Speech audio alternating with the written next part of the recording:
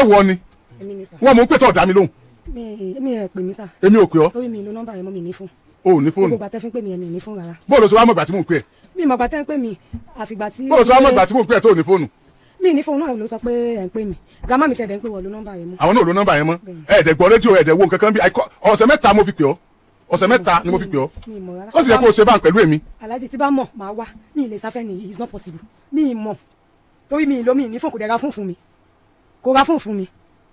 mo wá pè ọ́ lọ́sẹ̀ mẹ́ta lọ wá ọmọ yẹn ìgbà tí màá yí fi sun bí. nọ́mbà mi gangan òun yìí ló sì zẹ̀ sọ́wọ́ gbogbo fóònù tí bá ti rà ó máa ń ta ni òun nọ́mbà mi tí mò ń lò ọwọ́ ẹ̀ ló wà. ó dùn mí tí mo pè ọ́ tó gbé o. àwọn mélòó ló bí fún lẹ́nu sí máìkì jọ ọmọ máìkì mi lò mọ́ ọmọ mẹ́ta ló bí fún lọ́wọ́ ni wọ́n mọ̀ sun àgà rẹ̀ mọ́. àgbà títí ọ̀dà tí wọn náà bá dààmú mi lálẹ́ ìwú padà ikọ̀ fà ọlọ́run lọ ní sí dìde ẹ lè pa mí. ok Durango Pella. Yes, sir. ẹ kalẹ̀. Yes, sir. orúkọ yín ẹ sọ̀rọ̀ sókè ẹ súnmọ́ mic now. My name is Adebola Olaomi. Adebola Olaomi. Okay. Yes, I'm from Ile-Ife. And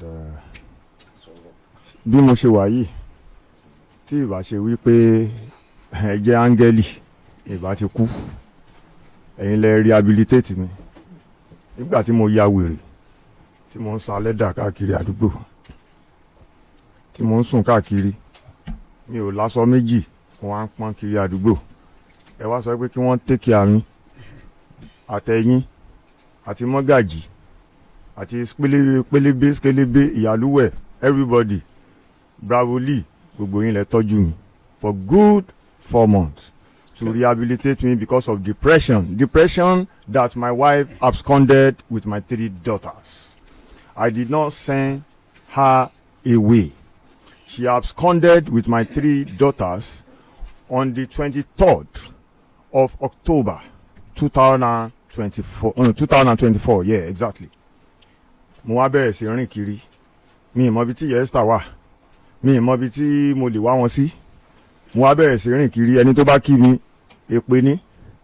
From one bus stop to another bus stop màá tún máa tọrọ ògógóró mu kiri. Ẹ̀yin lẹ sọ pé no wípé o gbọ́dọ̀ mọ ògógóró mọ́. Ẹ dẹ̀ sọ pé àwọn èèyàn kan máa mọ́nítọ̀ mi. Ìgbà tí ẹ ń sọ fún mi nínú àwọn ọ̀rọ̀ tẹ́ máa ń sọ fún mi ni mo fi kẹ́kọ̀ọ́ wípé ó yá mo ṣáà ti wà alright.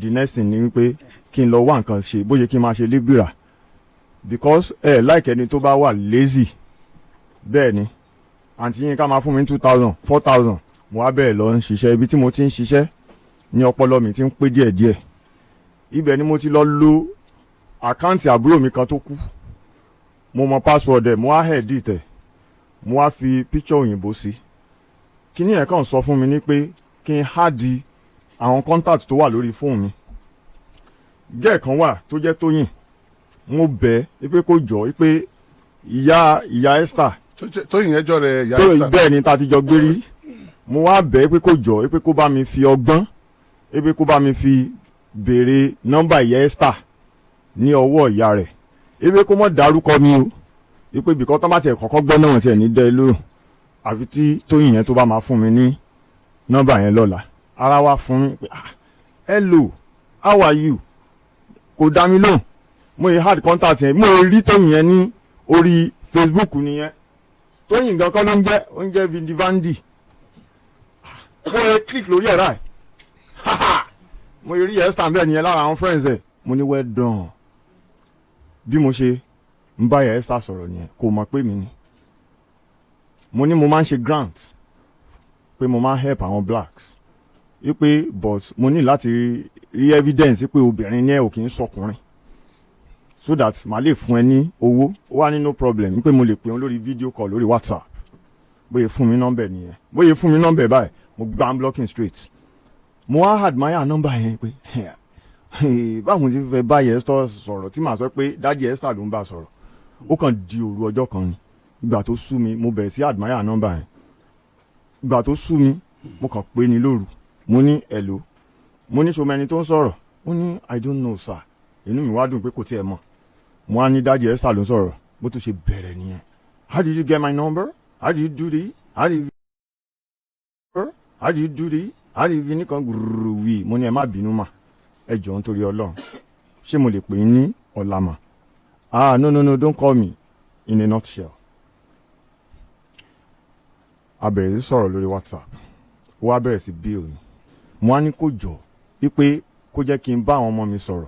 Ó sẹ́ndì fídíò wọn sí mi níbi táwọn náà ti ń twerk tóòrò náà ṣe ń twerk. Kò mọ̀ pé mo ń monitor òun. Sir, I was able to track her down because of the time. I disguised as Honorable Gbolagade. Wípé màá fún ní 300,000 naira. Ó block me. Did you use another number? Another number. Okay. After blocking me. Okay. And I used another number, sir. Okay. So I now introduce myself as Honorable Gbolagade. So mo wá sọ pé kó jọ wípé mi ò sí around because I was preparing for it. No, má sọ̀rọ̀ lọ. Yes, sir. So mo ṣáà sọ wípé can meet and meet. What's the discussion you were all about? 300,000 naira for 3 nights. Oh, okay. I don't understand. Yes. She's coming as Olosho. As Ashewo to come and stay with me for 3 nights. Okay. So I now told her that I will give her 300,000 naira. And I also told her, ipe mo máa wà pẹ̀lú ọ̀rẹ́ mi kan, ipe kó wá pẹ̀lú ọ̀rẹ́, so that ìyẹn náà lè accompany. Ọ̀rẹ́ ti. Initially gan. Ẹ̀rẹ̀ mú wọn ní kọ̀ọ̀kan. Initially gan mo sọ fún ipe òun ni mo need. Ó wá sọ pé ipe òun ò save wípé àwọn politician wípé wọ́n máa ń lo èèyàn tó bá ti di time election. Mo ní no problem. Ipe ó lè wà pẹ̀lú ọ̀rẹ́. So nǹkan tó wá sọ fún mi ni wípé ṣé ọ̀rẹ́ yẹn ṣé mo máa gba rúùmù fún ní Premier Hotel ni mo ní no. Ipe because Premier Hotel wà very expensive.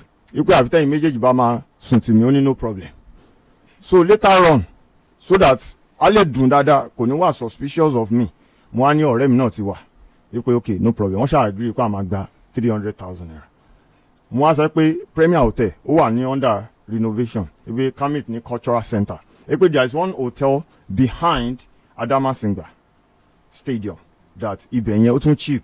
Ipe that would be very good. Ipe but Kamit ní cultural center there is a lounge. Ó wá ń sọ fún mi pé àwọn ò ní owó ọ̀kadà.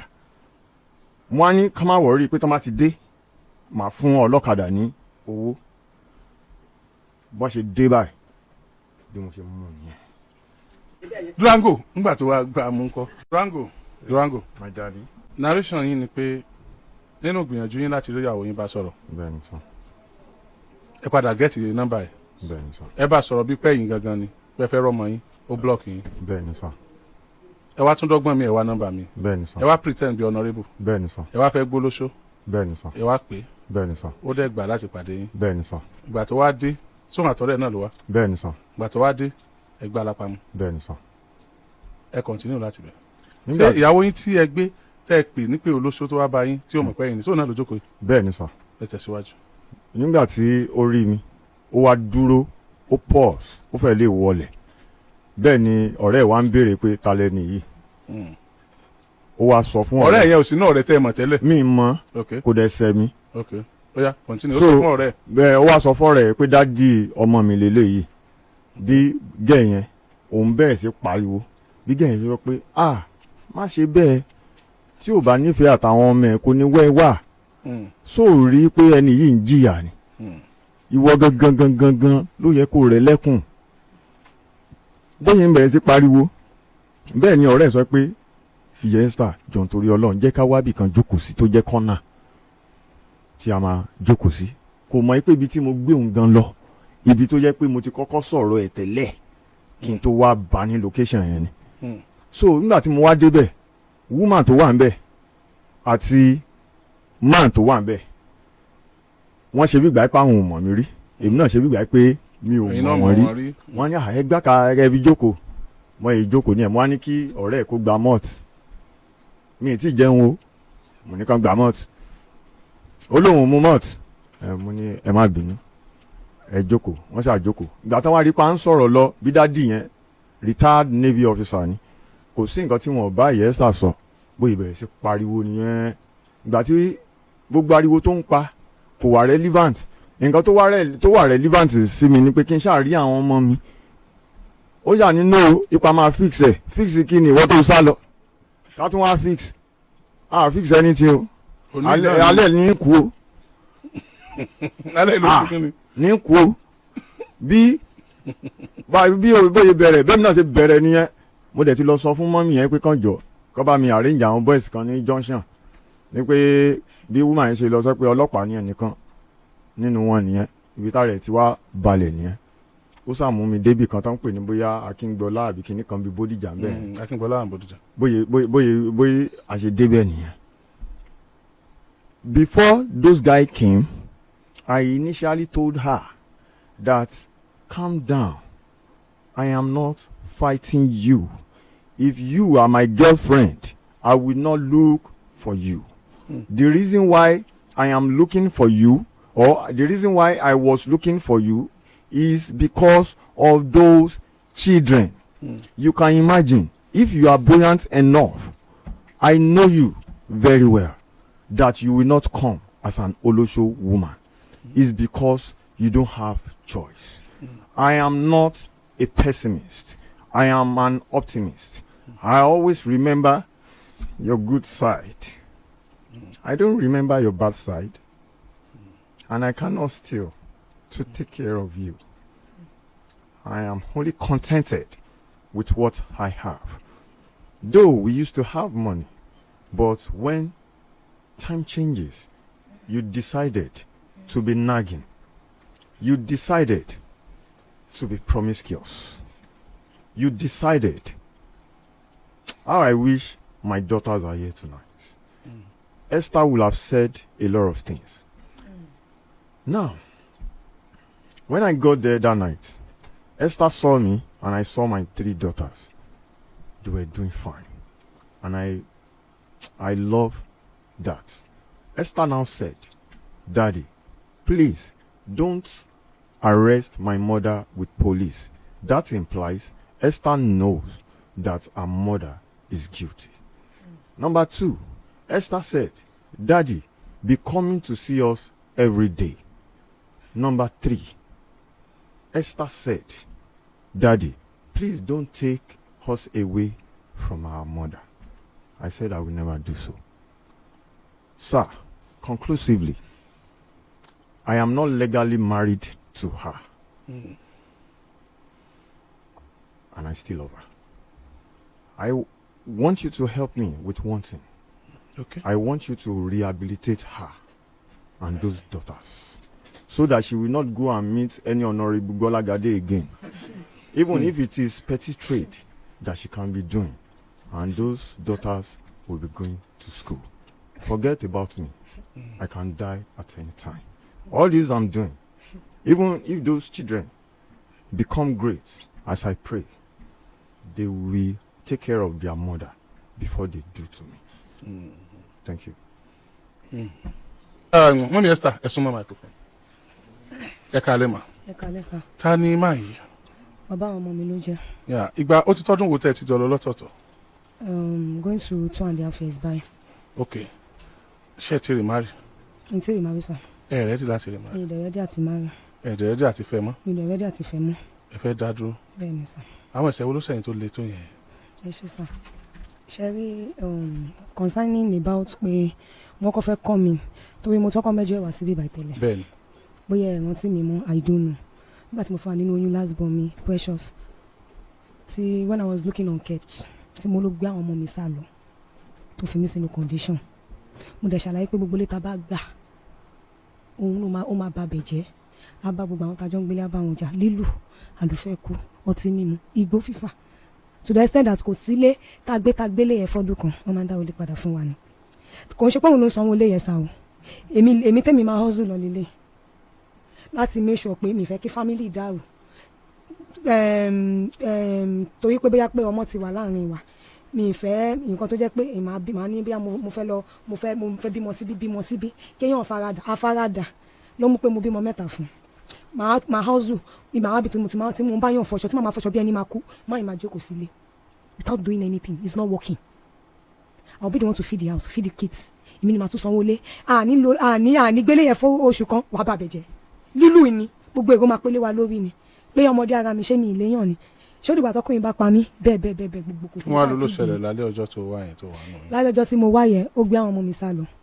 ni mo ṣe rí yín níta tí ọmọ mi sá lọ ni mo ṣe rí yín níta tí mo fi kúnlẹ̀ lọ bá yín tí mo fi ṣàlàyé fún yín ọjọ́ yẹn mo sàn kọ́kọ́ Alate mo ní bó ṣe máa ń gbá àwọn ọmọ mi sá lọ nìyẹn ó lè gbá ọmọ mi sá lọ ìmọ̀ tí mi ní ra àwọn ọmọ tó bá máa fi padà wá á wá in the name of pé òun ti change ó fẹ́ bẹ̀bẹ̀ pé ká tún padà àti pé olójú àánú tí mo tún jẹ́ pé torí àwọn ọmọ ti wọ̀ màá tún gbẹ́bẹ̀ àtújọ kó pọ̀ màá tún wá wọlé o màá tún sanwó lé àtújọ máa gbé o àti oṣù kò tí ní pé àtúbàbẹ̀ jẹ́ lílù àlùfẹ́ kú lóyún ìgbà yẹn lẹ wá sọ pé òun tó gbọ́mọ lọ ló máa gbọ́mọ wá pé for now I'm looking on kept pẹ̀lú oyún pé kí tẹ ọkọ lọ wálé náà tẹ bá rántí táìmì ẹ bọ́ sígbà tẹ lọ sí Mẹ́kà tẹ ní pé kí mọ́gàjì kọ́ fún mi 50,000 pé kí lọ fi wálé tó mo sọ fún yín lọ́jọ́ ìpè mo ti rí ilé sọ́nà mọ́níyà tẹ̀lé lè lówó yẹn tí mo sọ fún yín. ó sọ pé 40 something ọjọ́ yẹn. bẹ́ẹ̀ ni tẹ fi ní kọ́ fún mi 50,000 tí mo fi lọ gbalé yẹn ní mọ́níyà tẹ́ni tẹ bá dé ẹ fún mi lówó pé kí n fi bẹ̀rẹ̀ òkú pé òṣìṣẹ́ ló kù bẹ́ẹ̀ yẹn kó tó di pé wọ́n fún mi lówó yẹn mo wá ní láti lọ gbalé sí mọ́níyà mo ti gbalé yẹn mo ti ṣàlàyé fún àwọn pípọ̀ yẹn pé báyìí o ilé tí mo gbà yìí o Oriyomi lọ fún mi o pé nǹkan báyìí mo ti ṣàlàyé gbogbo situation mi fáwọn tó fẹ́ gbà mí nílé tó gbà mí lọ́wọ́ tọwọ́ tẹsẹ̀ ọ̀sẹ̀ kan tí mo wà nílé yẹn ṣàdédé ni mo kọ̀ sí fóònù mi ring ló bá di ẹ̀lò ta ló ń sọ̀rọ̀ ló bá di òun pé òun ti wà ní ibi junction amúlùdùn pé òun dẹ̀ gbá àwọn ọmọ tèmi wá ni báwọn ọmọ tèmi ti ń disturb òun how many months tó ti gbá àwọn ọmọ lọ tó wá ń pè mí kémi wá pàdé òun junction àwọn ọmọ tèmi ni wọ́ọ́ mú wá fún mi o pẹ̀lú àwọn ẹrù mo bá dàn sọ pé òkè kò sí wàhálà ṣe bí junction yẹn ló wà tó dé mi síbẹ̀ mò ń bọ̀ mo ṣàkúrò ní mọ́níyà mo wá bá ní amúlùdùn ó pín pé kó dẹ̀ gbá àwọn ọmọ fún mi kí n gbé aṣọ àwọn ọmọ kí n máa lọlé ó ṣe pé òlé mi lórí nìyẹn níta gbangba olórí burúkú ni o olóṣì ni o ó ká àwọn ọmọ sílẹ̀ o pé èmi àbádọ́ àwọn ọmọ sílẹ̀ fóun èmi lọ dágbálé síbì kan kò ṣàṣọwọ́ tó sọ lọ́jọ́ yẹn ó ṣàkọ́ sí to the extent that àwọn èèyàn gan wọ́n ní láti máa sọ pé ilé tí mo gbà kí n mú lọ bẹ̀ ó ṣàkọ́ sí tó jẹ́ pé ìwé bó ṣe ń bẹ̀bẹ̀ dádì ẹ rò pé èèyàn ti tán ló ń bẹ̀bẹ̀ kí n jọ kí n dáríjì òun o kí n má bínú kí ní kọ̀ọ̀kan iṣẹ́ èṣù ní ìgbà wo kan àwọn ṣáà ní pé kí n jọ pé torí àwọn ọmọ ẹ̀ kí wọ́n láwọn ọmọ lára pé kí n ṣáà gbà bí mo ṣàtúnṣe gbà tọwọ́ tọsẹ̀ nìyẹn ló bá di pé mo mú lọ sí ilé tẹ́ gbà fún mi asunbẹ̀ fún ọ̀sẹ̀ kan ó ṣe normal torí olóhùn ti change ó kọ́ corporate ó ṣe bí pé no ó ti change following week tó máa tẹ̀lé báyìí bó ṣe yọwọ́ nìyẹn orí ọmọ landlady ló ti bẹ̀rẹ̀ mo máa bá àwọn ọmọ landlady jà àbúlé ibùkún ni yín ni èpè ńláńlá dádì èpè bó ṣe máa gbé ìyàwó ẹni tó nílé a máa gbé wọn ṣépè tó bá pọ́n gbóhùn mi gan lálẹ́ gan ní mọ́níyà mo kàn ti gbàgbé àdúgbò bíbẹ̀ ní mọ́níyà tó bá pọ́n gbóhùn mi lọ́dún yẹn ní 2023 tó máa bá wọn jà kékeré mà kọ gbogbo àwọn àdúgbò tó bá dá sí báyìí wọ́n rògùn ìpè náà máa gbé wọn ṣẹ́ àwọn ìyàwó ilé á máa gbé wọn ṣépè yóò ṣáàdì pé àwọn onílé dáwọ́ ilé padà pé àwọn lè gbáwó eléyìí o àwọn ọmọ bí tí mo ti kó ìwé èèyàn báyìí pé kí n gba owó ilé mi padà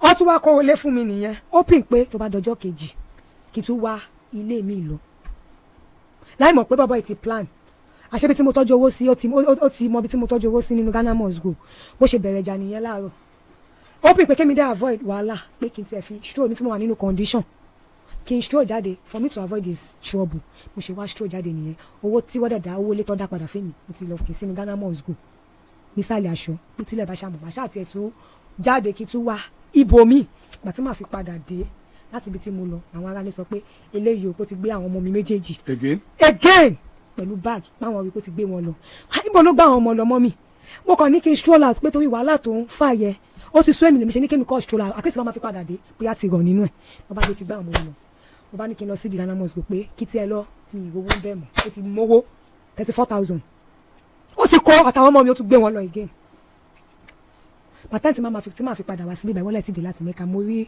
bọ̀dá Túndé àti mọ́gàjì náà mo rí wọn àti àǹtí Yínká pé báyìí ni o ilé tọ́gbà fún mi o ẹni báyìí tuntun wá dabẹ̀ rú o ó dẹ̀ tuntun gbá àwọn ọmọ méjì lọ o ọba ní kì í ṣáà ní sùúrù pé kẹfìdé láti Mẹ́ka tó pẹ́ ilẹ̀ handle kéèsì nígbà yẹn láwa di pé màmá pa pé ẹ fẹ́ dé títí táìmù yẹn dẹ̀ ní grandma mi yáyá mi wọ́n lọ sẹ́kọ̀ọ́ lọ́dọ̀ àwọn ọmọ wọn wọ́n lọ fara mọ́ àwọn ọmọ fún 2 months nígbà yẹn wọ́n wá bá sí táìmù tó dé padà sí Ìbàdàn mo ṣáà ní láti pè yáyẹ pé nǹkan báyìí ni ó ṣẹlẹ̀ yáyẹ wá ní kí n máa bọ̀ wá sọ́dọ̀ wọn yáyẹ tún gbà mí lọ́wọ́ tọwọ́ tẹsẹ̀ tó bá jẹ́ yá mi ni wọ́n ní gbà mí o pẹ̀lú kan tí bọ́bọ́ ẹ̀ ti fojú wọn rí ní yáyá mi yẹn tá máa bú wọn ẹ̀yin yá jẹ́ yín tẹ́ pọ́ ọmọ yín jẹ ní àwọn nǹkan tí bọ́bọ́ ẹ̀ ti fojú àwọn parents mi ní torí títí ẹ̀ àwọn family mi kẹ́yìn sí mi tí ó máa ṣe pọ́ sọ pé wọ́n kì í lé ọmọ burúkú fẹ́ kó pàjẹ́ ni kò yẹ kó tún gbà mí mú torí kan tí bọ́bọ́ ẹ̀ ti fi ojú wọn rí pẹ̀lú àwọn àǹtí mi tó ń sọ pé tí grandma bá gbà mí sọ́dọ̀ àwọn máa kọ̀ wọ́n níyà ṣé máa jẹ́ kọ́kọ́ yóò níyà níyà ni nítorí tèmi nítorí ọ̀rọ̀ mi ọmọ mo jẹ́ sí wọn o ìyá ẹ̀ ṣàgbà mi mọ́ra mo ṣàwà lọ́dọ̀ wọn pẹ̀lú condition ó ti gbá àwọn ọmọ lọ kò ti gbá àwọn ọmọ wa gbà tó ṣàmà mi wá mọ bó ṣe wá gẹ́ẹ̀tì ibi tí grandma gbé lákíngbélé bó ṣe yọ nìyẹn yíyọ tó yọ báyìí ó tún ṣe bó ṣe máa ń bẹ̀bẹ̀ as usual bó tún ṣe bẹ̀rẹ̀ nìyẹn ó ń bẹ̀bẹ̀ kọjọ kọ dáríjì òun ò ní ṣe bẹ́ẹ̀ mọ́ òun ti change náà ló máa ń tẹnu mọ́ I have changed ló máa ń tẹnu mọ́ so dẹ̀ ní rí bẹ́ẹ̀ he has not changed daddy. No have you changed now? I have not changed. Okay. You said you have not. ọmọ mama tẹnu mọ́ I have changed láti tún fi ṣe kí ni láti tún fi mórí mi wá àwọn àdúgbò tí máa dá sí kí n jọ kí n gbẹ́bẹ̀ ọmọ ti dà wá pọ̀ kò sí kan tí mo fẹ́ ṣe kò síbi tí mo fẹ́ tì sí èmi náà dẹ̀dẹ̀gbàdúrà kì í ṣíká ẹni tí mo ti bímọ méjì fún tí mo tún wà ní oyún a tún máa gbà gàmá mi a tún gbà tọwọ́ tẹsẹ̀. àwa kílèmù pé òun wá ń wo àwọn ọmọ lọ́dọ̀ wa kò wá ní wá lọ́wọ́ àárọ̀ ọwọ́ ọ̀sán wọ̀rọ̀ ni ọwọ́ alẹ́ tí gbogbo ilé ti sùn láwá àwọn máa constitute nuisance. kó lè bá sùn dọ́jọ́ kejì. kó bá lè sùn dọ́jọ́ kejì kò ní wá lọ́wọ́ àárọ̀ ọwọ́ ọ̀sán wọ ìrọ̀lẹ́ kò nílé tó ń gbé o just for him láti wá abandon rẹ̀ sọ́dọ̀ wa pé kó ṣàgbébi sùn àwa wá lóru after tẹ gbogbo wa ti sùn àní ní church a máa ṣílẹ̀kùn fún àwa sùn bí pacement torí báńkónì kan wà ní upstairs ní gàmá mi gbé dábì bus cutter báńkónì wá wà space ibẹ̀ ni màá tẹ ẹni fún tó máa sùn sí tó bá tún di màá tún dáná o màá dáná oúnjẹ fún á jẹ o. kò sùn pẹ̀lú ẹnu ìyá lórí bẹ́ẹ̀ níbo gàmá mi ò tẹ̀ nígbà bó máa sùn báńkónì màá dáná oúnjẹ á jẹ o lẹ́sùpọ̀ fẹ́ kí pé kí family ṣáà máa dàrú to the extent that tó bá máa lọ láàárọ̀ ó níbi kan tó ti ń tò gógóró níbi eré àkíngbélé yẹn máa yìí àwa lọ jókòó sí bíbẹ̀ a lọ jókòó sí ológógóró alóhùn bọ̀ ni o pé òun kàn fẹ́ ṣó lọ pé òun fẹ́ irọ́ ni ọ̀rọ̀ pì pé ibi tó lóhùn lọ ló ń lọ àṣé ibi junction títì ló wà pẹ̀lú àwọn ọmọ amúgbó ẹgbẹ́ àjòkò àmà mọtí tó bá ti wá mọtí yẹ yóò tún stop àwọn àmà bọ̀lé àmà fà wàhálà àmà constitute nuisance àwọn ìyàwó àmà pé bò pé grandma ṣé nǹkan mi ò sí bẹ́ẹ̀ báyìí èpè ni ẹni tó bá ti dá sọ̀rọ̀ bá èpè bẹ́ẹ̀ dáadé ẹni tó mo fẹ́ ṣe dà títí ó ṣàtúnmù sí mi lórí ẹ báyìí o òun fẹ́ ká wà nìbàdàn mọ́ o òun fẹ́ ká gbé nìbàdàn mọ́ pé ká máa lọ sí ó tẹ̀ kò sẹ́ni ṣe bó ṣe ó mu sí mi lórí ni lọ́jọ́ kẹta tó dé sọ́dọ̀ gàmá pé òun ti gbalé ṣé àgbàdo pé òun ti gbalé sí Òṣogbo bó ṣe sọ nìyẹn pé òun ti gbalé sí Òṣogbo pé kí n má wọrí ìyá kọkọ ní jèmọ àtàwọn ọmọ mọ pé òun ti change báyìí òun ti gbalé sí Òṣogbo ó pì pé òótọ́ ni kí tí mo kí n má tẹ̀lé pẹ̀lú àwọn ọmọ. ẹ bá tún tẹ̀léra yín bá tún tẹ̀lé ó dòṣogbo lójú Òṣogbo gàmá mi ni à ilé tó tún sọ pé òun ti eléyìí ìgbà tẹ ẹ dòṣogbo ńkọ́. kí ni ìwọ ni mo ti bára mi labábọ́lẹ̀ ṣe bó olóṣogbo ni à ń lọ ló gbalé sí ni nǹkan tó ṣẹlẹ̀ ní pé lóòótọ́ òun gbalé sóṣogbo but ìgbà tí òun ti gbé bẹ̀ fọ́sẹ̀ méjì tí wọ́n rí yàwó wọ̀ ni wọ́n ṣe wá dáwọlé padà fún un. tó ti wá gbà mí sí wo ni. kò gbà mí kankan sí hòtẹ́ẹ̀lì ló ṣàpadà gbé mi lọ pẹ̀lú àwọn ọmọ wa ń sun hòtẹ́ẹ̀. àwọn báwo ló ṣe rówó hòtẹ́ẹ̀ san. kò rówó hòtẹ́ẹ̀ san àṣà òsùn ló tọ̀ lọ́jọ́ kejì ìgbà tó wá dọjọ́ kejì yẹn báwo la ṣe fẹ́ ṣe ohun tó bá ti dọjọ́ kejì òun máa wá mú mi lọ síbi tóun gbà ó yá o ibi tó gbà ká lọ ló bá di pa ṣáà ń parade balabala ìwọ bọ̀bọ̀ ìṣèbó ló gbalé ni ló wá mú mi kúrò nìbàdàn ló mú mi wá síbò kílẹ̀mì po ti gbalé aṣáàládì sóòtẹ̀. Durango. my daddy. sóòtọ́ ló sọ. sẹ́rí tí eléyìí bá parọ́ mọ́ òkú àdìde.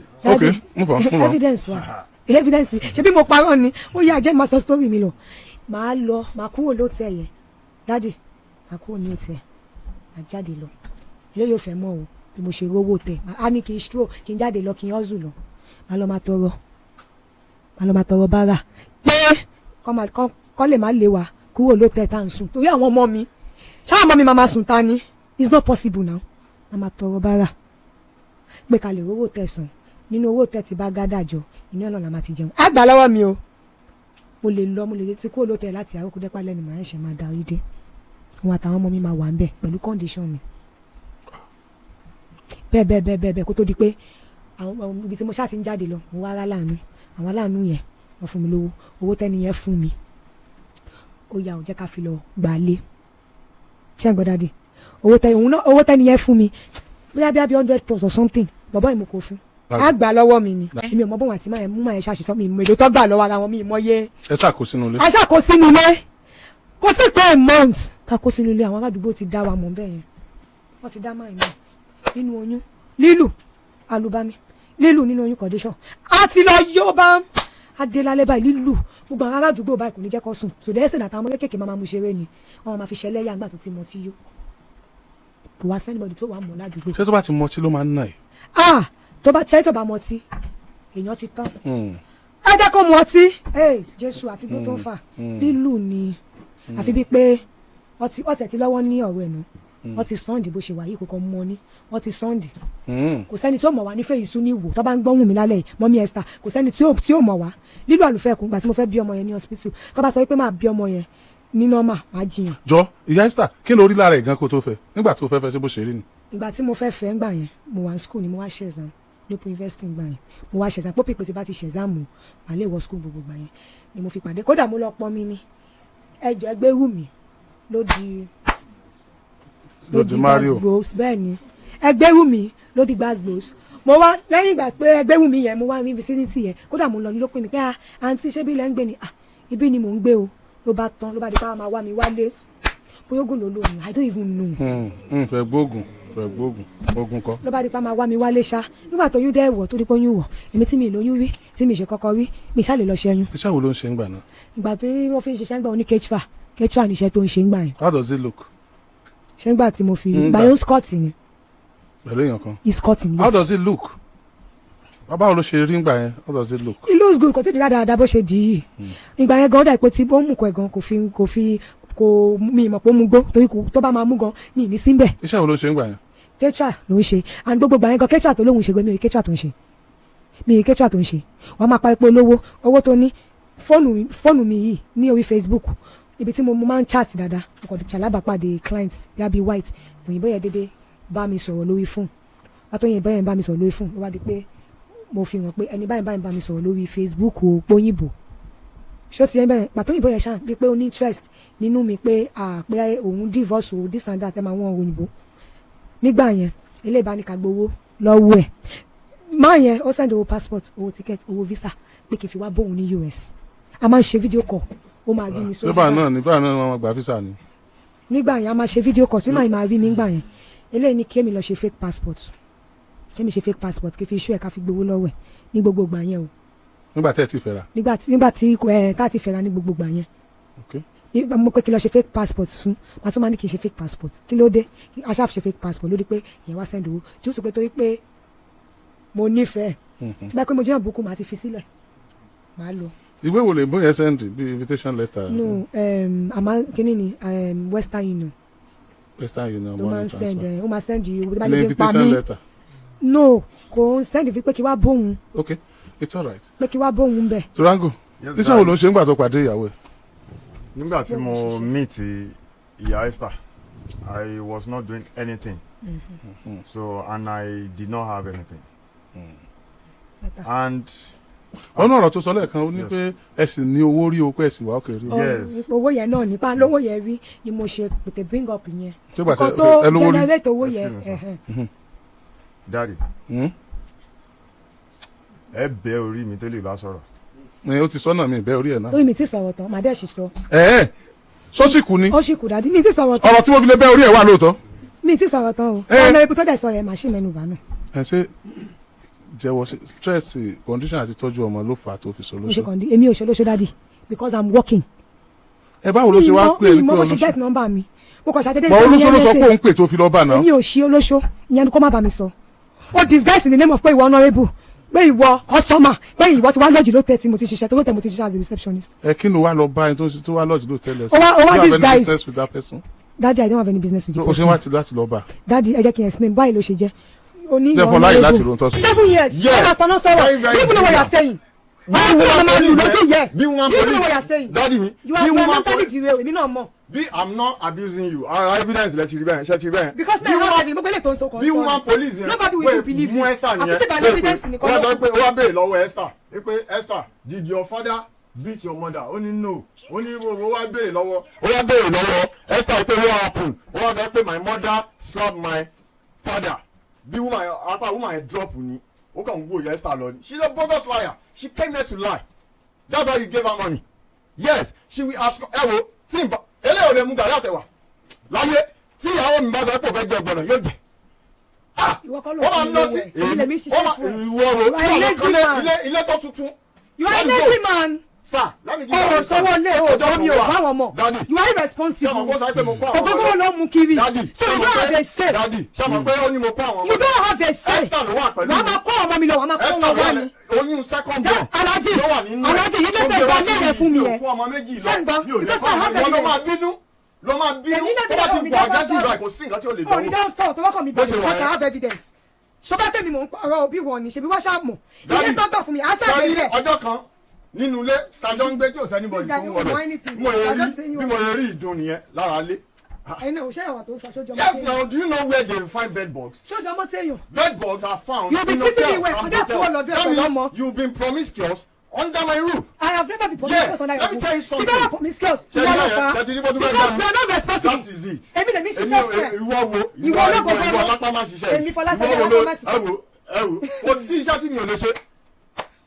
ọjọ́ àgbàjọ ni ẹ sẹ́yìn ní wákàjáyé mo ṣe lébùrà tí mo máa ń gba mo ṣe security lẹ́yìn ìgbà tó lọ mo ṣe security kò ní tẹ̀lọ́ alọ́mọ̀gógó wá dé ládàbà mi fara eléyìí àwọn kanlẹ̀kùn neighbor fún ma sọ bẹ́ẹ̀ ni ipe ìṣòro láì bí ìyá ẹ̀sà ṣe máa ṣe àlọ́ máa tọrọ 300 lọ́wọ́ wọn.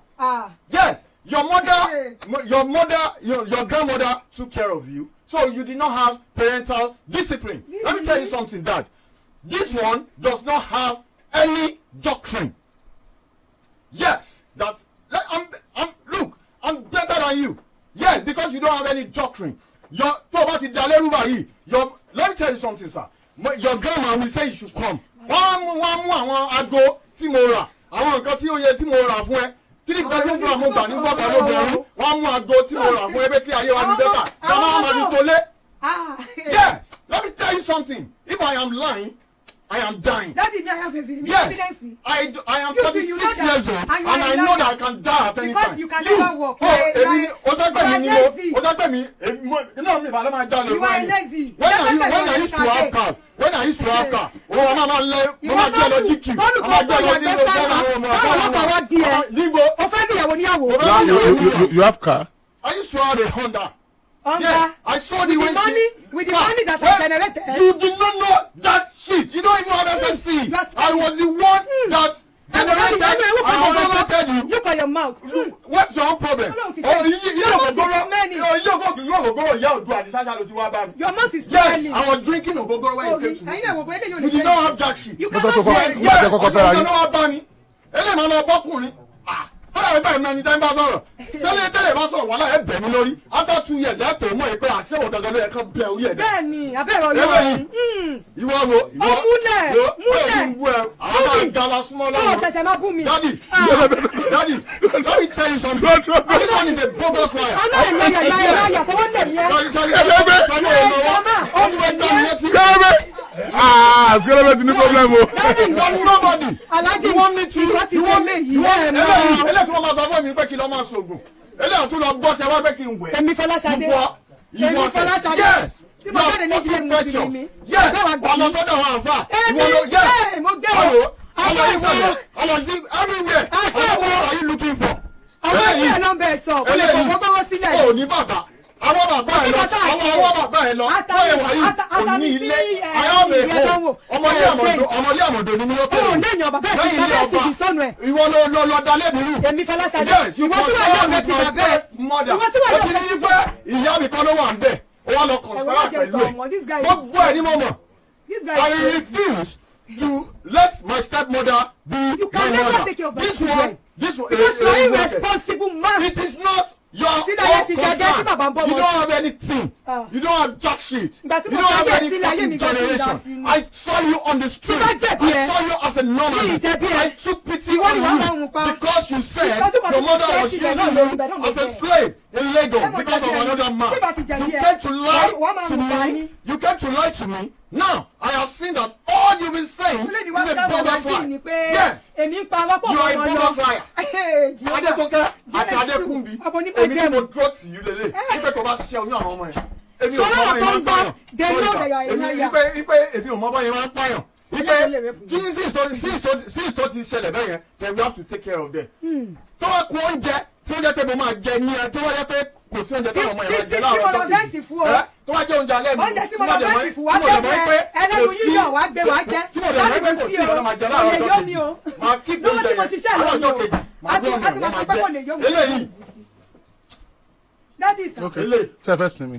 mi ìsinmi sà. ẹ̀yin méjèèjì ẹ̀ sinmi. ìsinmi sari eléyìí you run away with your daughters. Wow. You absconded, yes. Nílé tó gbà ni mo ti àsìkò You absconded, yes. You ran away. Níbo mo ti àsìkò pẹ̀lú àwọn ọmọ. By either you like it or not. Níbo sábà you run away with 3 daughters. Ṣẹlẹ̀ tó gbà ni mo I ti don't bá wọn sá lọ. know your family house. I don't know where I can track you. I don't know where I can trace you. Ilé ìyá mi ni o. Wọ́n gbà tọwọ́ tẹsẹ̀. A tún bá wọn jà ládùúgbò. Bàtà ni tọwọ́ tẹsẹ̀. Màdàlẹ́ wo ẹ̀rọ àdàbẹ̀ ẹ̀rù wa kó o gbà àwọn ẹrù mi wà kó lọ sọ́dọ̀ ìjọba. Jehovah Jésù. Wọ́n ní padlock kan máa tọ́ Aláàjì orí mi ò gba láyà. Padlock. Jésù wọ́n máa ń pa wọ́n mọ́ṣẹ̀ dáhùn. Wọ́n máa ń ṣí. When you see normal padlock, you know that this okay. Look at this gadget. They are clean. But when you see a fetchous padlock, you will know that this one. Ṣé wọ́n ṣiṣẹ́ pẹ̀lú Abidjan? Àbí they lock it and unlock it. That grandma has been destroying her home, and that grandma is the reason why she cannot make it for the rest of life, except she discover herself. Now, what I'm trying to say, I don't have time. I only have time for my 3 kò sí ọ̀dọ́ kẹ̀ ẹ̀mí ọ̀ṣọ́ mi adágún. Gbogbo ò lè change. Kò sí ọ̀dọ́ kan bàbá àti ìyá ẹ̀ níbẹ̀. Because my dad gbé bọ̀ èmi ni mò ń bú ẹ ò ní sẹ́. Ìwọ lè bọ́ èmi. Èmi Fọláṣadé. Ìwọ ló bọ́ mi láti 2000. Èmi lè mi bú ẹ. Kò possible. Iṣẹ́ wo ló ń ṣe tó fi bọ́ mi? It's all right. Ẹ̀sìn mi ẹ̀yin méjèèjì ẹ̀sìn. I was just thinking wá aṣáwó yẹn olóṣó ni ẹ. Yes. Aṣáwó ni ẹ. Aṣáwó ni ẹ. Ọba wa mú gbọ́dọ̀ gàdé lọ. Ìwọ wọ́n ọba wa ti lọ rẹ̀ pàdé ni. O lè ní ẹ. Nílẹ̀ màá ṣe ló lè. Tọ́wọ́ tó má ṣiṣẹ́. Tọ́wọ́ bá kí n sọ̀rọ̀ wá wá gba 300,000 lọ́wọ́ náà gbọ́dọ̀ gàdé. Open. Durango, how old are you? You are 28 years old. Èmi 46 years old. Orí mi lọ́mọdé náà ló ṣe ń lóbi bó ṣe ń wọ́n. Ṣé n sọ kí ní kan fún ẹ? Orí mi lọ́mọdé ni. Ṣé kí n sọ kí ní kan fún ẹ? Tó bá yẹ pé mo burú ni, tó bá yẹ pé mo gbọ́ advice àwọn èèyàn ni, ó bá ti já wèrè. Nítorí àwọn ọmọ mi ò ṣe jà ìwé Ọlọ́run máa jẹ́ ọmọ mi. Àyàfi tó fẹ́ pé iṣẹ́ ìyá mi ò sí. Ó bá ti rin wọn jà bí káwọn ọmọ ẹgbẹ́ mi ya wèrè bí àwọn tó rehabilitate mi lélẹ̀. Kò sí ìdókòwò yóò wẹ̀ wọ́n jókòó kiri. Ọ̀nà rẹ̀ gbogbo ọlọ́gbàdé. Anywhere delivery. Ọ̀pọ̀lọpọ̀ rẹ̀ gbogbo ọlọ́gbàdé tó bá pàdánù. Àwọn ọmọ tọ́jú àwọn ọmọ. Ọmọdún mẹ́rin. Aláàjì. Ẹ̀sìn mi. Ẹ̀sìn mi. Ogun ipò. It's all right. Ẹ̀sìn mi. What is you? You are Esther, okay. Durango. It's all right. Mo kàn fẹ́ béèrè kọ̀ọ̀kan lọ́wọ́ yín. Yes sir. Tó máa lọ. Ìyá Esther. Yes sir. Mo ní fíà kan. Okay sir. Fíà tí mo ní ni pé àwọn ọmọ rẹ mẹ́tẹ̀ẹ̀ta obìnrin ni wọ́n. Bẹ́ẹ̀ni. Ó dẹ̀ ló ń ṣaṣẹ́wó. Èmi ò ṣaṣẹ́wó. Mo fẹ́ clear area yẹn pé kí ló fẹ́ lọ sí lọ́dọ̀ honorable tó pè ẹ́. Òun ló ń pè ẹ́ nípa olóṣó olóòdẹ̀ wá pẹ̀lú ọ̀rẹ́ rẹ̀. So ó dẹ̀ evidence yẹn ó dẹ̀ ló wà lórí fóònù ọ̀hún. So bó bá mi clear yẹn á fi mọ̀ bóyá ṣé tó bá yẹ pé iṣẹ́ tó ṣe nìyẹn tí a bá lè rìn lọ́wọ́ kó má ṣe mọ́ nítorí àwọn ọmọ kéékèèké tó wà lọ́dọ̀ rẹ̀ tí wàá fi máa rá àwọn ọmọ yẹn tọ́jú tí ò ní jẹ́ pé wàá máa ṣerú nǹkan bẹ́ẹ̀ because honestly mi lè gba àwọn ọmọ yẹn fún a lè gba àwọn ọmọ yẹn fún ọmọ máa wà lọ́dọ̀ rẹ̀ tó bá fẹ́ rí àwọn ọmọ yẹn nítorí wàhálà tó ló máa ń fà káwọn ọmọ yẹn wá Agidigbo ń bí kó rí wọn kó bá wọn ṣeré kó kọ́ ọmọ rẹ̀ padà lọ ìyẹn la fẹ́ ṣe but mú láti clear ti area yẹn náà.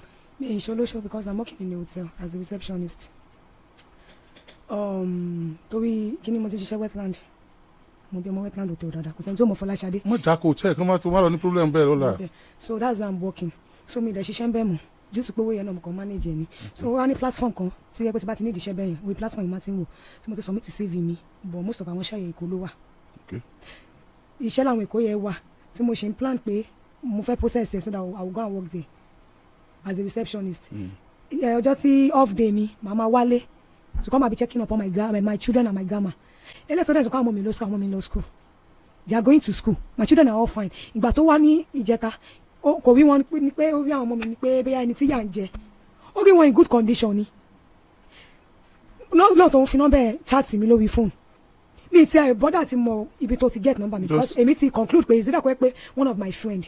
You are trying to clear that of Honorable Gbọ́lágadé. Bẹ́ẹ̀ni one of my friend ló fẹ́ nọ́mbà mi ó wá di pé ó wá ń fi nọ́mbà tiẹ̀ pè mí kó tó di pé ó ń fi nọ́mbà kó tó di pé this guy's number Gbọ́lágadé tó sùn. lóyún ẹ̀wọ̀n ni mo jẹ́ sẹ́ mi ò mọ ẹ rí lọ́jọ́ tó sunkún débí bẹ́ẹ̀ni lọ́wọ́ alẹ́ báyìí ni bẹ́ẹ̀ni òjò rọ̀ díẹ̀ ǹjọ́ náà. Òjò rọ̀ bẹ́ẹ̀ni.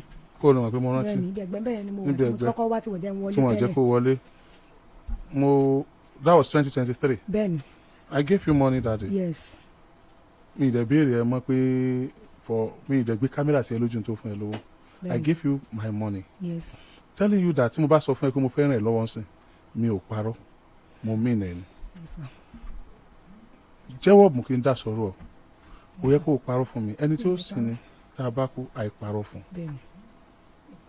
Àwọn tí mo bá ràn lọ́wọ́ rí tán gbọ́dọ̀ mi kọjá mi ìfẹ́ rí wọn kò yẹn mọ́ torí bó ṣe ń wò mí tí mo bá fún yàn ní tí wọ́n á lè kọ́ bá kò kí n fún yàn 1 million wàhálà owó tó mọ́ ni mo fún all my money I sweat for it I struggle to get it so tí mo bá fún yàn lówó mi kó fi ṣe business mo expect pé business yẹn máa lò òkè ni torí pé ọwọ́ mi mọ́ so tí wọ́n bá ti wá ràn yàn lọ́wọ́ rí tí mo bá tún wá rí nínú problem inú mi ò kí ń dùn I know you are going through a lot you should be going through a lot personally within yourself wàá máa ronú pé o lè ti sa àwọn mistake kan tí ò yẹ kó ṣe o lè regret pé o fẹ́ nígbà tó fẹ́ o lè regret pé o gbá àwọn ìgbésẹ̀ kan fine you are still alive o lè bímọ mẹ́ta so o ń láti focus on àwọn ọmọ yẹn báyìí wọ́n ṣe máa dára. bó tó yẹn náà ni mo ṣe ń hustle báyìí mo ṣe bí mo ṣe wà. you see hustling when you say you are hustling sometimes it's a pregnant statement tó yẹ pé n tó wà nú ẹ̀ pọ̀ yeah Esther talk to me. And if you don't want to say it here, tell me you don't want to say it here. And I will stop the program. I hate lies. Inú mi máa ń bàjẹ́ tí yẹn bá parọ́ fún mi. Yálà bí kò yàn mí jẹ. Because I will not lie, whatever it takes. Yes, sir. Tell me you don't want to discuss it here. There's the thing I can say here. Because vividly, mo mọ̀ nínú mi pé I'm not doing the show. Yeah, say it here. He used the number to chat me up. Claiming pé wọn ibo Bọ́lágadé pé ibi yóò tẹ́tẹ́ mi ti ń ṣiṣẹ́ pé customer lòun níbẹ̀ báwọn dẹ̀ ti wá lodge ló tẹ̀ wá rí. But mo rí message máa like. That's message or phone call? WhatsApp message. Máa like. Is that what you sent to her? Yes, I was. That hotel tó ti ń ṣiṣẹ́? Yes, Ipò ti lodge síbẹ̀ rí? Yes, pẹ̀lú girlfriend òun. That's the way I used to track her. Okay, pẹ̀lú girlfriend rẹ̀ ipò ti wá lodge síbẹ̀ rí? But now ipe mo wà around the báyìí o ipe Let but me we talk not now. mind. Let me talk, please. So I want her to accompany me. Is it text? Yes. Can you bring it out? My phone is not with me, yes, sir. But she knows that's how I you have it on your phone as well? Yes. I have blocked him. Bí mo block gbogbo conversation yẹn, ó ti kúrò. If you unblock, everything will pop up. Everything is not What there. she want? Kò sí ńbẹ̀. Unblock again if you have not deleted it. Unblock it and don't delete it. What I will do, if you guys deceive yourself, I will just go. I will just leave you. If you don't deceive yourself, you'll be very happy at the end of this program. Thank you, sir. That day won't let it unblock. You can see that it's still on block. So kò sí ńbẹ̀. I just mo kọ block ẹni. Whom did you block? You block The him or you block Honorable lẹ́yìn ìgbà Agadi? tí mo lọ síbẹ̀ lọ́jọ́ Sunday tí mo wá find out pé he is the one claiming that òun ti lodge. You have deleted it all. You have deleted everything.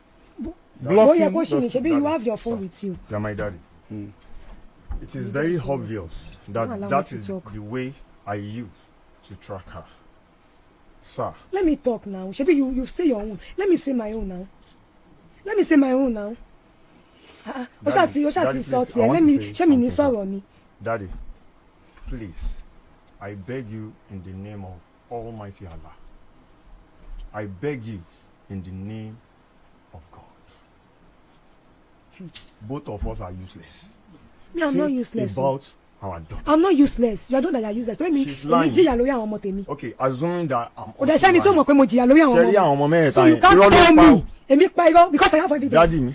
Ṣẹ́rí tí èmi pa irọ́. oríko bẹ̀ ló máa jìyà. Oríko kọ̀ọ̀kan ò jìyà torí pé nígbà tó wá o rí ọwọ́ ìyá lára àwọn ọmọ mi. Daddy. So you can never tell me that. Ojú mẹ́rin. You disguise as pé customer ni wọ́n ní òtẹ́bi tí mo ti ń ṣiṣẹ́. Pé wọ́n ti wá lodge pẹ̀lú girlfriend yẹn rí. Mo fẹ́ kàn jẹ́yàn gidi ni. Bẹ́ẹ̀ ni wọ́n ti rí nọ́mbà mi. Daddy, ṣẹ́rí bẹ́ẹ̀ ṣe wà yìí, ẹ̀yin ni Daddy Esther. Let me talk, kò ní jẹ́ kí n sọ̀rọ̀. Let me talk o. Ẹ̀yin ni Daddy Adé tó Kò fẹ́ jẹ́ kí n sọ̀rọ̀ ni, kò fẹ́ kí n ṣẹ́rí bẹ́ẹ̀ ṣe wà yìí, ẹ̀yin ni Daddy Adékúnbí o. Adéṣì sọ̀rọ̀. Ṣẹ́rí bó ṣe wà yìí. Ṣé bó ti sọ tiẹ̀? Ṣẹ́rí bó ṣe O wà dẹ̀ fún mi yìí. láyè kí n sọ̀rọ̀. Ṣẹ́rí bó ṣe wà O wọ́n yìí. gba wájú òǹgbẹ́yìn. Tó bá sọ ọ̀rọ̀. Because you know you are not Ẹ pe àwọn responsible. abẹ́rí kan wá bẹ́ mi lórí o. After some time lẹ́ẹ̀tọ́ mọ̀ yìí pé àṣewọ̀ gan ló yẹ kán bẹ́ lórí. Ẹ mọ̀ rò wípé mo sọ àwíjàre. Ẹ mọ̀ rò wípé òun náà sọ àwíjàre. Ṣẹ́rí àwọn ọmọ mẹ́ẹ̀ta yẹn. bí ayé wọn ṣe máa dá ni o. That is one. Number two, sir, ó ní wípé kò ní particular home wípé ọmọ ilé kìíní báyìí ni mí bóyá wà yẹn ó lè sá lọ níbi tó ń gbé rented apartment yẹn kó sá lọ kó máa lọ sí Àbújá o. màá sá lọ because rented apartment ni náà mo ti mọ̀ wọ́n o. tó bá wá threatening mi tí mo ń gbé. wọ́n ní lágbègbè wọn ní family house tí mo mọ̀. mi ní family ò ṣe. mi mọ ẹni tí mo lè lọ fẹjọ́ ẹ̀sùn o. ìwọ tó léyàn mi mọ ibi tí mo lè wá sí o. ìwọ tó léyàn ó yà. mi ò ní dájú ẹ̀ tí mo lè lọ sọ pé àwọn ọmọ ìyàwó mi o. mi ò mọ ibi tí mọ́mí ẹ̀ ń gbé o. Our mother is gallivanting about Lagos. Tó bá gbé ní Sọlọ lẹ́ni á gbé ní gẹ̀ẹ́tì lọ́la tó bá gbé ní gẹ̀ẹ́tì ní Yànà Pàjá ẹ tún lè gbọ́ kó ti ń gbé lágbàdo crossing. They turn my life okay. wà wá dákẹ́ bẹ́ẹ̀ yẹn wà wá tí ó sọ̀rọ̀ ọ̀rọ̀ Honorable Gbọ́lágadé ni mo fẹ́ gbọ́. So along the line ó ṣáà claim pé as pé customer lòun jẹ́ níbi hòtẹ́ẹ̀lì tí mo ti ń ṣiṣẹ́. Ok ẹni customer lẹ jẹ́ ní hòtẹ́ẹ̀lì tí mo ti ń ṣiṣẹ́ ẹ jọ ṣé mo lè rí fọ́tò ẹni tó ń bá mi sọ̀rọ̀ ló bá di pé sọ pé ṣèbí mi mọ̀ pé ìwọ honourable ni wọ́n pé as honourable ìwọ lè send fọ́tò ẹ sẹ́mi kí ló dé tẹ̀ fi lè send fọ́tò ó dá jẹ́ ká ṣe fídíò kan ó bá ní ìwọ wà ní meeting tí bá ti ní ká ṣe fídíò kan alóhùn òun ṣe meeting pẹ̀lú àwọn kan lọ́wọ́ so you cannot pick video call. Tí pé nǹkan tó ṣẹlẹ̀ ni pé last time tí wọ́n lọ́ọ̀dì sótẹ̀ ti wa ìwọ wá pẹ̀lú girlfriend yẹn ni pé báyìí wà àti girlfriend yẹn sí pọ̀ mọ́ pé ìwà dẹ̀ like kó wá padà sí Ìbàdàn ó fẹ́ wá ṣe nǹkan pé wà dẹ̀ like láti lọ́ọ̀dì sótẹ̀ wa mo wá dáhùn sọ pé èmi ò ṣiṣẹ́ ní hòtẹ́ẹ̀lì yẹn mọ́ o wá ní mi ṣiṣẹ́ lótẹ̀ mo ní mi ṣiṣẹ́ ń bẹ̀ mọ́ kí ló ṣẹlẹ̀ nǹkan báyìí ló tí mi fi ṣiṣẹ́ ń bẹ̀ mọ́ ó bá ní pé ìwọ dẹ̀ like hòtẹ́ẹ̀lì wa pé security ibẹ̀ tight pé wọ́n kọ́ nídìyàn tó jẹ́ pé ẹ̀kọ́jọ́ máa wà kò sọ fún mi ní sọ pé bóyá kí n wá sí ọ̀dọ̀ ẹ̀kẹ́ màá tòun kájọ ní nǹkan pọ̀ pé ọkọ ní ìdípẹ́ tó kàn máa keep complain pé kakọjọ wà mo bá dáhùn sọ pé ìmọ̀ yìí ẹ̀pẹ̀rẹ̀ yànnà ibú Gbọ́lágadé pé bí tí mo ti ṣiṣẹ́ lẹ̀ ti mọ̀ mí ayé ti gbẹgbẹ́ òpin àná ibù táìmù olóṣèlú yìí ó ti ń tó bọ̀ ọ̀nà máa jẹ́ kéèyàn dààmú èmi náà wọ́n mọ́ ń lè kí wá ní mo fẹ́ lọ bá stranger tí mi mọ̀ kẹ́ lọ bẹ́rì mi tí mo dẹ̀ mọ̀ pé táìmù báyìí kò sí kọ́tà wọn ní ibù kì í ṣe ó dáa o èmi ò sọ pé mi ò ní wá o tẹ́mi bá máa wá sir for my own security purpose it's better kí n wá maybe with one of my friend àbí pẹ̀lú bóyá bí ẹni tá a jọ ń gbélé bí mo ṣàṣe sọ fún nìyẹn ló wá ní pé kí n pé òun máa fún mi 200,000 pé kémi kọ́ fi keep company òun mo ṣàṣe sọ nìyẹn owó tó tiẹ̀ sọ yẹ kò freak mi mo bá lọ mo máa yẹ neighbor wa ni ó ń ta nǹkan mọ́mí Belinda ò pẹ́pẹ́ sí o mo ṣàfi ṣáàtì yẹn hàn pé ẹni dédé ṣáàtì mi ó ní òun pé òun ti lọ́ọ̀dì sótẹ̀ mi rí pé báyìí kàsàmọ̀dù òun fẹ́ kí wá keep company òun pé òun fẹ́ wá ṣe kan bàdàn mo ṣàfi ọ̀rọ̀ yẹn lọ wúmà yẹn tẹ̀ ọkọ bẹ̀rù pé ẹni téèyàn mọ̀ tó lóun fẹ́ fi hàn 200,000 kéèyàn wá lọ bá tá a dẹ̀ mọ́kọ tí time election tó ń ṣe ń sìn wúmà yẹn ṣàṣọ̀rọ̀ bẹ́ẹ̀ mo bá ọ̀dà no problem èmi tẹ̀ ti lọ́ọ̀kẹ́ nígbà tí wúmà yẹn sọ̀rọ̀ bẹ́ẹ̀ pé tọ́ni ọ̀nà máa kéèyàn ọ̀rá mi fẹsẹ̀ sí mo ti lọ́ọ̀kẹ́ mi ti bá chat mọ́ o this man mi bá chat o ṣàdédé ló wá di ọjọ́ Saturday ló bá mẹ́sẹ̀gì mi yẹn tó bá di Sunday òun máa dé sí Ìbàdàn pé òun pé tó bá jẹ́ pé mi lè wá sótẹ̀ ibi tí mo ti ṣiṣẹ́ tẹ́lẹ̀ òun á láìkí ká pàdé ní Premier Hotel pé tó bá pẹ́ wù ń bá mi pé mo lè wá pẹ̀lú bí ọ̀rẹ́ mi kan àbí bí abi neighbor tó bá pẹ́ wù ń bá mi pé bí mi fẹ́ dá wá ẹni mo tún wá sọ pé ẹni má tún chat mi up mi mẹ́ni yìí rí kó báyìí ká ṣe fídíò kọ̀ kò já ṣe fídíò kọ̀ kí la fẹ́ ṣe báyà Belinda ó máa wá ní ẹni tó claim pé òun mọ̀ mí pé customer pé òun ti wá lọ́jọ́ tó tẹ̀ wá ó lè jẹ́ pé bí ẹni tó fẹ́ ṣèyàn lórí pé báyìí mo bá ní òkè ní wàhálà ṣé ẹ jẹ́ ká jọ lọ torí mi ò lè dá lọ bẹ̀ èmi bẹ̀rù ẹni tí mi mọ̀ ẹ jẹ́ ká jọ lọ ṣé máa tẹ̀lé mi lọ mo wá béèrè lọ́wọ́ ẹ̀ pé ó dáa kò sí wàhálà èmi àti ẹnìkan jọ máa wá bí mo ṣàpẹwé mi àtàntí mi kan jọ máa wá á tẹ̀lé wa wá torí èmi ò lè dá wá o ẹ̀rù ń bá mi ṣé ń gbé sà pé èmi ò lè dá wá o ó ṣàníyàn kò sí wàhálà mo bá dàgbà pé bẹ́ẹ̀ nígbà tó ní ká pàdé ní Premier Hotel ẹni tèmi àti ẹjọ́ fẹ́ wá ṣé àjọ fẹ́ ṣé wàá gba yàrá lọ́tọ̀ fún wa ni tájọ máa wà àbí báwo ni mo bá dàgbà sọ pé ìwọ ò lè gba yàrá fún wa o pé torí pé kí ni hotel Premier yẹn is expensive room pé hotel room tí wọ́n kọ́ fẹ́ gbà wá expensive pé so ìwọ ò lè gba rúùmù mi kílẹ̀mì pé tó bá gba rúùmù mi àti rúùmù àyà wà nbẹ torí èmi ò lè sùn tí stranger because I don't know you. So you can save strangers company. aṣá sí ilé ẹ bẹ́ẹ̀ sá aṣá sílẹ̀ màá tó wá dọjọ́ Sunday tọ́jọ́ bẹ́ẹ̀dẹ̀ mi lọ́jọ́ yẹn bọ́ sí ọjọ́ Sunday lọ́jọ́ bẹ́ẹ̀dẹ̀ mi bọ́ sí mo ti lọ church mo sọ fún gọ́sì pé mi kíní kan mo ní àmì church èmi ń lọ church o tí bá tẹ̀ máa wá gan á tó rọ̀lì tó èmi ń lọ church àdè máa ń pẹ́ ká tó ṣe tán church tiwa mo sọ fún bẹ́ẹ̀ àti mo ṣáàdé láti church ni woman yẹn wá bá mi pé bóò ni pé ṣé ẹni yẹn ti padà message mo ló ti message pé sọ pé ká má pàdé ní Premier Hotel mọ́ pé ká pàdé ní civil kíní kan cultural center mi ò kú mọ bẹ́ẹ̀ ó ní Mọ́kọ́lá cultural center ní ká tún pàdé ní lounge mo bá ní tó ẹni tún ní ká má pàdé ní Premier mọ́ pé cultural center ní ká tún pàdé ó ṣàdìgbà tá a fẹ́ lọ ṣá aládé ẹ̀rọ fún mi torí ọkọ mi ò fẹ́ lọ mọ́ woman yẹn wá ní à ká lọ mo ní ẹni honourable stuff yìí ara mi ṣe bákan bákan ó ṣàní ká lọ bí torí pé owó tí ó wà involve tóun ti fetí gbọ́ ló ṣàṣe ní ká lọ. mọ́mí Belinda ló ṣàfọ́sí láṣàfijọ́ lọ ṣá bàtà ṣáde ibi bó ti sọ pé kó send owó mọ́tò pé èmi ò lè fowó tèmi wá o tó bá ti lè send owó transport fare ló ṣàtú twist brain pẹ́pẹ́ sí o káwa ṣàgbé báìkì ká máa bọ̀ pé tá a bá ti dé sport civil kìíní yẹn òun á fún oníbáìkì lówó mo bá ní ó dáa kò sí wàhálà no problem àṣà gbé báìkì la débẹ̀ bàtà máa débẹ̀ kémi pé honourable máa ń náyà pẹ́ni tí àwa rí o kẹ́ni ẹ̀ tiẹ̀ bọ́tà sí wa kalẹ̀ rẹ́ nìyẹn mo fẹ́ bá ní kí n gbé fóònù sétí pé kí n pẹ́ nìyẹn labari tó yọ lẹ́yìn kémi dúró síbi tí mo wà yẹ o. mo kọ́ gbé fóònù sílẹ̀ pé ṣé mo ń rí nǹkan mi ni wọ́n bá ṣàbẹ̀rẹ̀ òun lọ́nà ibùgbàlágadé o ó impersonate ni now you impersonate ni náà wọ́n bá gbogbo lọ́nà ibùgbàlágadé. impersonation. yes impersonation no impersonate ni pé wọ́n lọ́nà ibùgbàlágadé tẹ̀mí tí ń bá chat láti joy mi ṣáà take it easy pẹ̀lú ẹ̀ torí ara mi ti hot pé wàá ṣe jọ́nà ibùgbàlágadé ta fẹ́ wá bá lọ́wọ́ lu another number láti fi track me down ló bá ṣàbí pé wọ́n ẹ̀ tó tẹ̀lé mi wá ní kí ṣáà ní sùúrù pé ká ṣáà wá bí kan lọ jókòó ká yọjú ọ̀rọ̀ yẹn nígbà tọ́wọ́ ti di bẹ́ẹ̀ yẹn ló bá ṣàmú wa lọ sí ibì kan tó ti ń ta drink ibì kan tó ti ń ta drink ló mú wa lọ sí ibi ibẹ̀ àṣà àjókòó ó ní kí wọ́n fún wọn ní kọ́ta fẹ́ èmi sọ pé mi ò fẹ́ anything woman yẹn ní kọ́ fún woman yẹn mu malt èmi jókòó torí mo ti ń boil pé mo ti ẹ̀rí yẹn mo ti ń boil already ó ṣàn sọ lọ bọ̀ ìgbà kan èmi gbá ọmọ sá lọ pé mi gbá ọmọ òun sá lọ èmi àsìkò pẹ̀lú àwọn ọmọ òun. Tell me something about impersonation. I want to know. Impersonation means pé ìwọ impersonate ọ̀nà Ibùgbàlágadé tí ò dẹ̀ ń ṣe pé ìwọ ló ń jẹ́ ọ̀nà Ibùgbàlágadé you now use another number to chat me up claiming you are ọ̀nà Ibùgbàlágadé which is not so. Is that an offence? Is that an offence? It's an offence. Yes pé o impersonate. Okay. báwo ló wá ṣe ni lo nọ́mbà ní nọ́mbà fi track me down because of what? èmi lọ kọ́ọ̀tì o because this matter I will go to court bẹ́ẹ̀ ni kí kọ́ọ̀tì bá wa yanjú ẹ̀ àwọn jókòó nìyẹn wá ní dọ́dọ̀dọ́dọ̀ tí wọ́n bá máa kú ni kí wọ́n kú síbi o ìwọ gbọ́dọ̀ ráwọn ọmọ ẹ̀ lálẹ́ yìí. You will go to court. You will go to court. I will go to court, sir. Shut up. I will go to court. You want to go and write, you want to file a case on behalf of Honorable Ibùgbàlágadé that he has impersonated.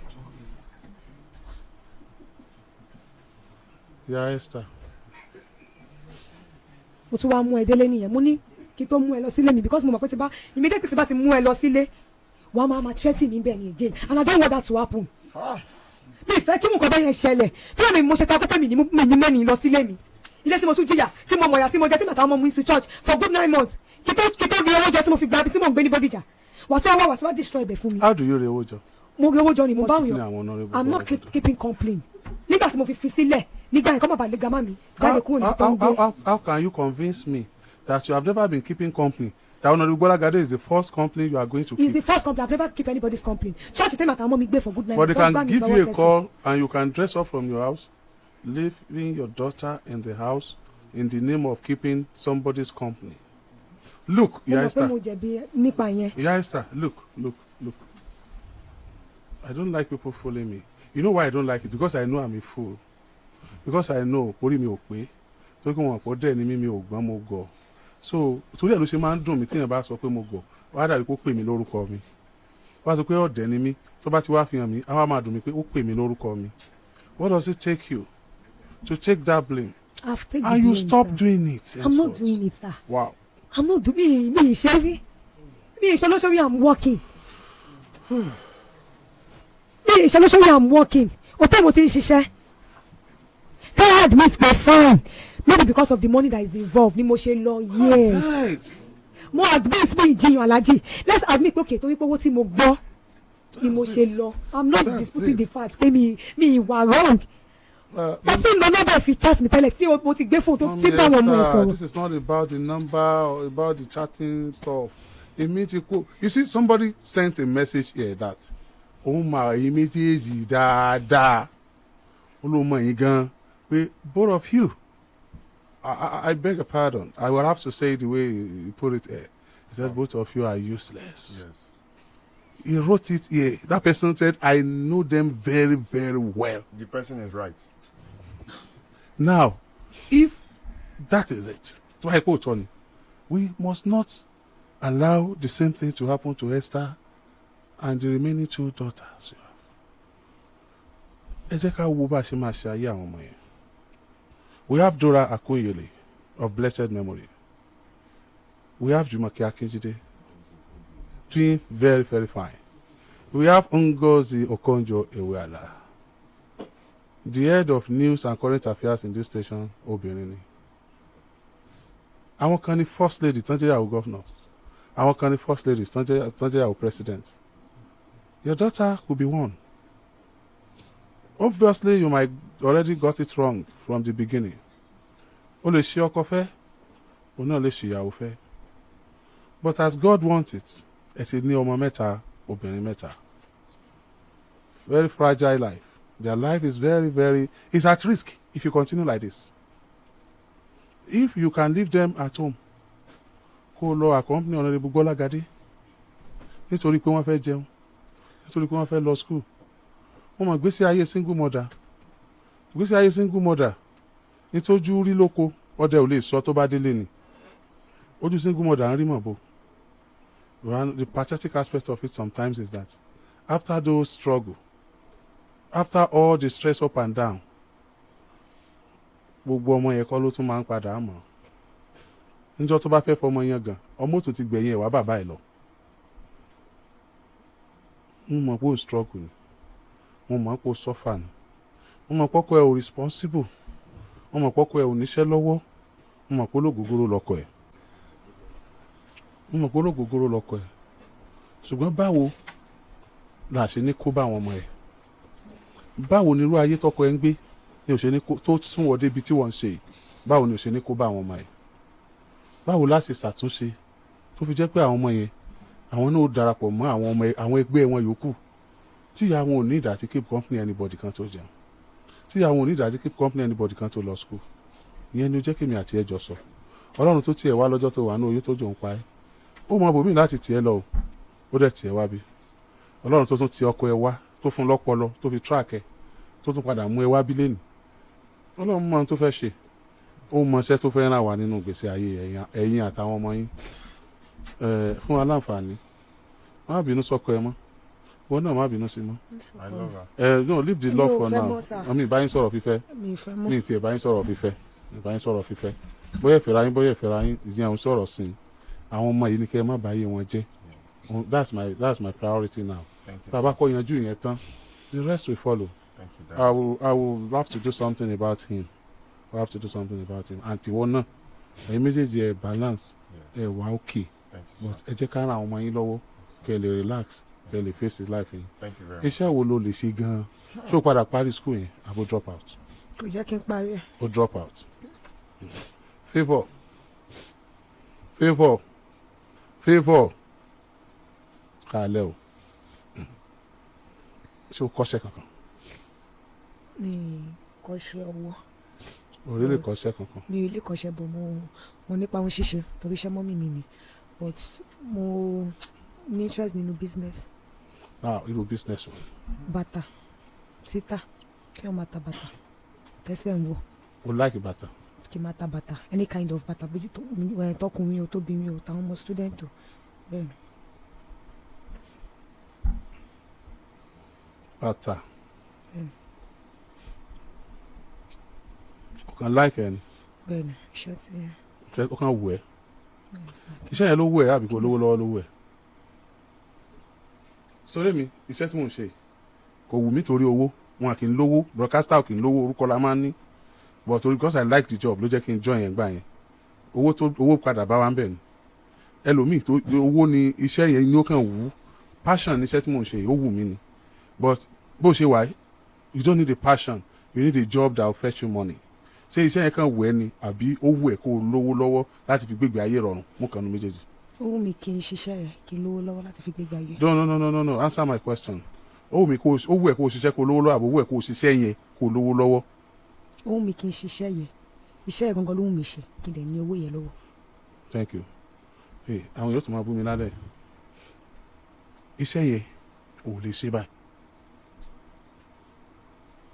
lóòótọ́ ni bàtà sí òde òyà ṣùgbọ́n bàtà ṣe é gbójú kò pé tó bá yá màmá rà condition tó wà yìí o lè ṣiṣẹ́ méjì papọ̀ hustling yẹn gangan ni mo fẹ́ put ẹ̀ through màá provide owó tó fi ṣe màá wá sọ iṣẹ́ méjì tí wàá ṣe àti ibi tó ti máa ṣe sórí wọ́wọ́ tó wà o ò gbọ́dọ̀ ṣiṣẹ́ alákọ̀ ní tó mátà ni kó délé lálẹ́ kó jókòó kó máa ka owó kó kójú owó lẹ̀ kó kéré lẹ̀ kákùkọ́ bá tún ti kọ kékeré nké tí wọ́n pè wọn Allahu Akbar kó tún ti bọ́ta o ti sóúnjẹ táwọn ọmọ jẹ lọ skul lẹ̀ o ti ṣètò bí wọ́n ṣe lọ skul o tún ti dọ́jà oko o tún ti bẹ̀rẹ̀ iṣẹ́ tóní káwọn ọmọ tó ti skul di o tún ti dé o ti tajà o ti make owó ń bẹ̀ yẹn o tún ti make owó nínú ilé tó jókòó sí again wàhálà ìtọ́jú ọmọ rẹ̀ ìyá Melinda tẹjọ jáde lẹ́ẹ̀kan Melinda bí.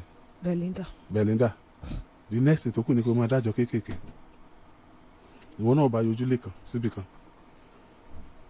kọlọ kọ ṣàánú wa gbogbo àwọn tí wọ́n gbìyànjú bẹ́ẹ̀ tí wọ́n struggle bẹ́ẹ̀ tí wọ́n padà nílé tí wọ́n padà dó nílé ojúlé kan ojúlé méjì àti ìtọ́jú ẹ̀rín gidi tí wọ́n struggle bẹ́ẹ̀ tí wọ́n kọ́rù ilé bẹ́ẹ̀ tí gbogbo ibi sákúlà ròdù gbà kọjá tí wọ́n padà sọ wọ́n dẹni tí ò nílé lórí Ọlọ́run dákun kó bá abu tútù sí fún wọn because àwọn tó struggle bẹ́ẹ̀ tí wọ́n fi kọ́lé wọn pọ̀ nítorí pé wọn kì í wálẹ̀ sáàrin ìgboro níbi tápá wọn ká ni wọ́n máa wálẹ̀ sí tí wọ́n lọ rí kọ́lé sí ìwé wọn ṣíṣe nígbà pé bí wọ́n ṣe rówó owó tí wọ́n fi ralẹ̀ owó tí wọ́n fi ṣèwé gan ju owó tí wọ́n fi ralẹ̀ lọ ẹlòmíì ọmọ ṣe mọ díẹ̀díẹ̀ ni nítorí ìṣòro tó le débẹ̀ kọ́lọ́n kó dákun gbogbo ètò tí wọ́n ń ṣe láti tù wọ́n nú kọ́lọ́n jẹ́ wọn orí tò náà ṣe kí wọ́n orí tùnú lóòótọ́ bí ẹni tó wà lókè bá ṣètò ẹni tó yẹ kó mú dọ́dọ̀ wọn ká bẹ̀ lọ́n lóun náà lórí kò lè mú dọ́dọ̀ wọn tọ́lọ́pọ̀lọpọ̀ gbà kì í ṣe ẹni tó wà lókè gan ní fìyà jẹ wá àwọn tí wọ́n máa rán sí wa ni wọ́n máa dé dùdú yà fún wa Ọlọ́run kó dákun kó bá wa bu tútù sí fún wọn torí bànújẹ́ gbà ni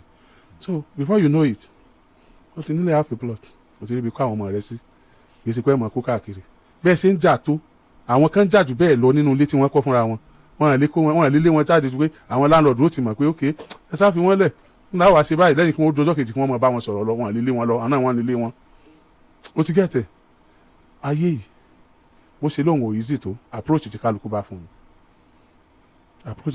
fún mi wàá dìde lẹ́ẹ̀ ó ṣẹ̀ mí lálẹ́ ó dẹ̀ dùn mí mo sì ti dáríjì ẹ̀ lẹ́ẹ̀kan tí mo bí ẹ pé sọ fẹ́ bá mi sọ̀rọ̀ lórí afẹ́fẹ́ àbó bá mi sọ̀rọ̀ mo expect kó sọ fún mi kó bá mi sọ̀rọ̀ lórí afẹ́fẹ́ kémi àti ẹ lọ sọ̀rọ̀ gbogbo ọ̀rọ̀ tó wá sọ náà nìṣẹ́ kí ló wá padà já sí ṣe bí mi ló fẹ́ bá sọ̀rọ̀ èsì àti pé mo fẹ́ tọrọ owó fún ẹ láfẹ́fẹ́ pé ẹ bá ń fún lówó rárá ó wù mí kọ́ lọ́run rán mi sí ẹ ni tó ti gbọ́ fọkàn balẹ̀ mi ní kí má yí padà sọ́dọ̀ ẹ o mi ní kẹ́ padà fẹ́ra yín o ní ìsìn mi ìsọ́ ní ìsìn o ṣùgbọ́n ẹ dáríjì ra yín lẹ́mìí kẹ́mi yín lè bá fúyẹ́ kó lè ráyè ṣiṣẹ́ tó bá fẹ́ ṣe ìwọ náà dáríjì kẹ́mi yẹn lè fúyẹ́ kó lè ráyè ṣiṣẹ́ tó bá fẹ́ ṣe now tó fẹ́ jẹun àwọn ọmọ ẹ lọ́jọ́ alẹ́ wàá fò gógóró lẹ̀ o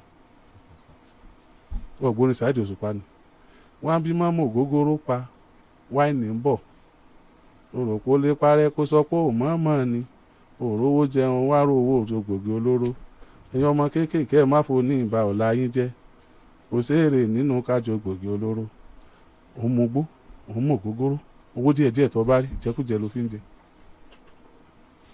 tó wá fẹ́ dúró mu wáìnì láyé báyìí ẹni ọba ti lè mọ ògógóró jù òní dúró mu wáìnì láyé tó ọ máa wáìnì tó máa dàbí mílíkì tó mú tó sùn lọ́bẹ̀ táwọ̀ rẹ̀ ọmọ dán tó bá ti fò American honey. American honey ọmọ tó bá ti jẹ́ pé ògógóró ọtí tí ọjà òun fún ló mú gbogbo ìgbà ó ní leaf láti rí owó láti fi mú yẹn ògógóró ti pa ìdánù jọ torí Ọlọ́run ọmọ kí mo bẹ́ẹ̀ sọ the other time ìmọ̀ tí mo lè ṣe sí wọn iná ìmọ̀ tí mo lè ṣe.